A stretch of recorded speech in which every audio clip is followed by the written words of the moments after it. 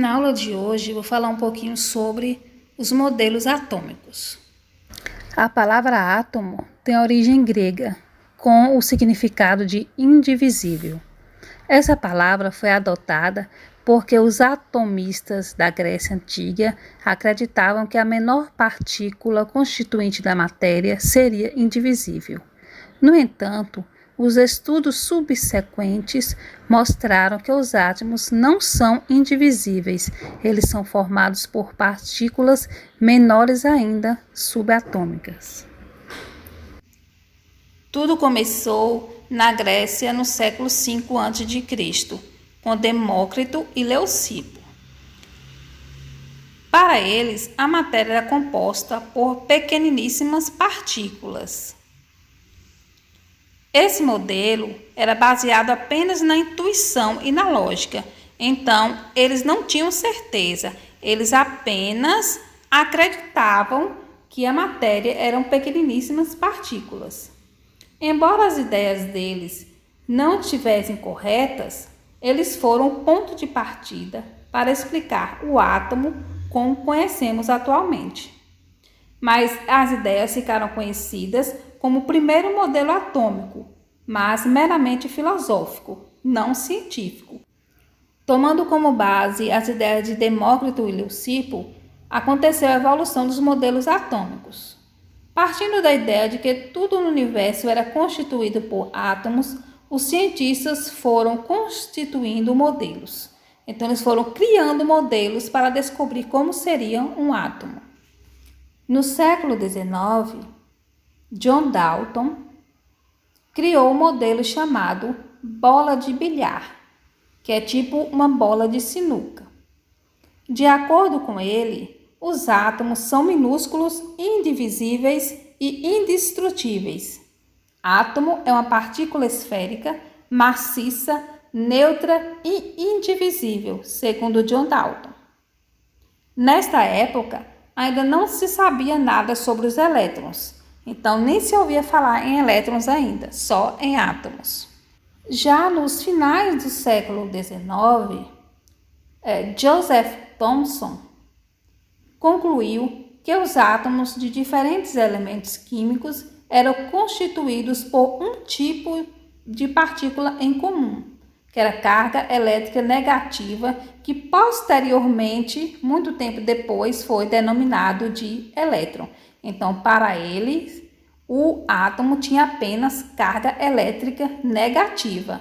Isso no início do século XIX.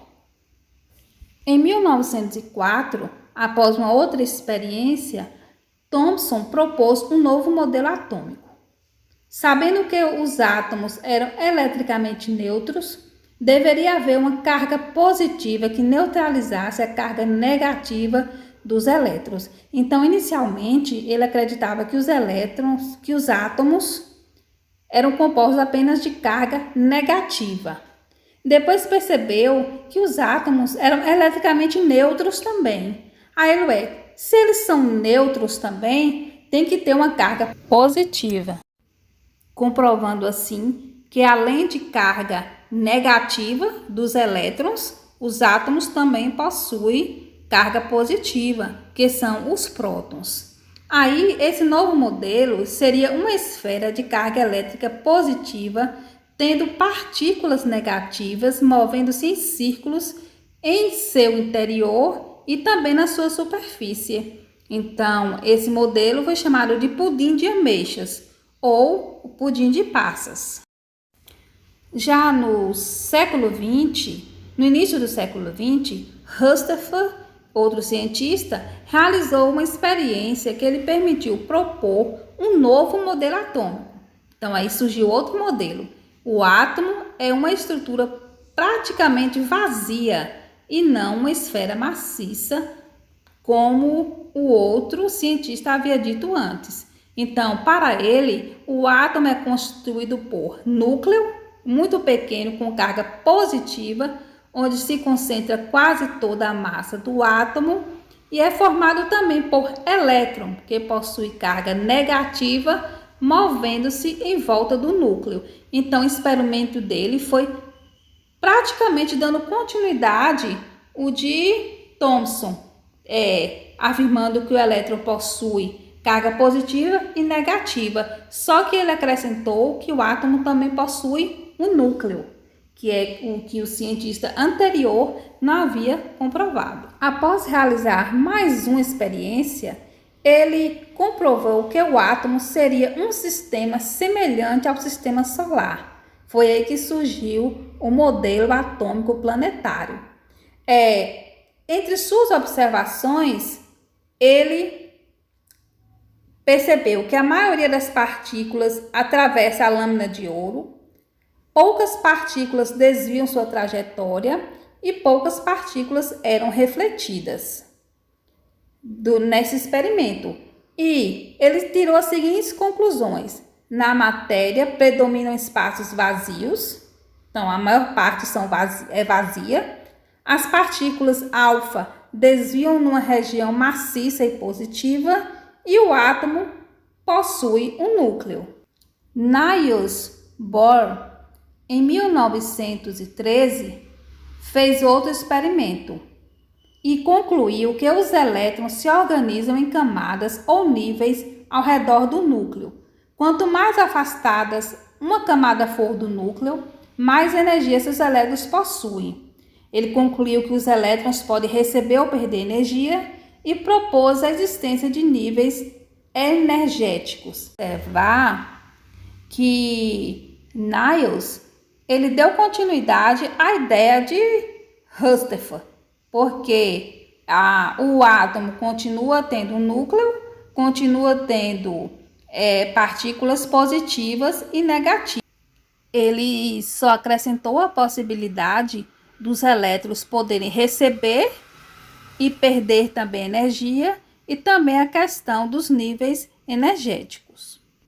Em síntese, quer dizer, em resumo, a ideia de átomo surge na antiguidade com Demócrito e Leucipo. Essa ideia permanece sem muita visibilidade e só é retomada quando John Dalton propõe seu modelo, que foi a bola de bilhar. As informações originais de que o átomo é uma partícula muito pequena, indivisível, indestrutível, permanece. Só que aí Thomson divide o átomo em próton, uma massa de carga positiva, e elétrons, que é uma carga negativa. Seu modelo fica conhecido como o pudim de ameixas. E o modelo atômico continua a evoluir. Ernest Rutherford, em seus experimentos com partículas alfa, demonstra que um átomo é formado por uma pequena região central de carga positiva, que é o núcleo, e uma região onde circulam os elétrons com carga negativa, que é a eletrosfera. Esse modelo foi denominado modelo planetário. Por fim, para melhorar os pontos falhos do experimento do seu mentor, que foi Rutherford, Niels Bohr utiliza modelos matemáticos para explicar o comportamento dos elétrons, constatando a existência de níveis energéticos. Gostaria de ressaltar que esses modelos apresentados aí dos átomos, eles são apenas construções teóricas que ajudam a estudar um fenômeno. Os desenhos de átomos são apenas representações desses modelos e não da realidade. E se existisse um microscópio capaz de mostrar um átomo, nós não os veríamos dessa forma, entendeu? Aí é apenas uma representação. Como vocês puderam observar, foram criados muitos modelos atômicos diferentes ao longo do tempo. Eu gostaria de falar que essa diversidade de modelos não se relaciona com a indecisão dos cientistas. Não é porque eles estavam indecisos se era dessa ou daquela forma, não. Os novos modelos surgiram para incorporar novas informações e explicar fenômenos que modelos pré-existentes não eram capazes de explicar satisfatoriamente. Então, alguns descobriram experiências que o átomo só era um elemento negativo, depois descobriu-se que era negativo e positivo e por aí foi. Então eles foram aprimorando, certo? Eles foram fazendo experiências, fazendo experimentos para incorporar novas informações, para que não ficasse apenas como fundamentos filosóficos, apenas no achismo, achando que poderia ser aquilo, e sim com fundamentação científica, teórica e também prática, né? De acordo com os experimentos que foram feitos. Então, essa foi a nossa aula. Espero que tenham compreendido e até a próxima.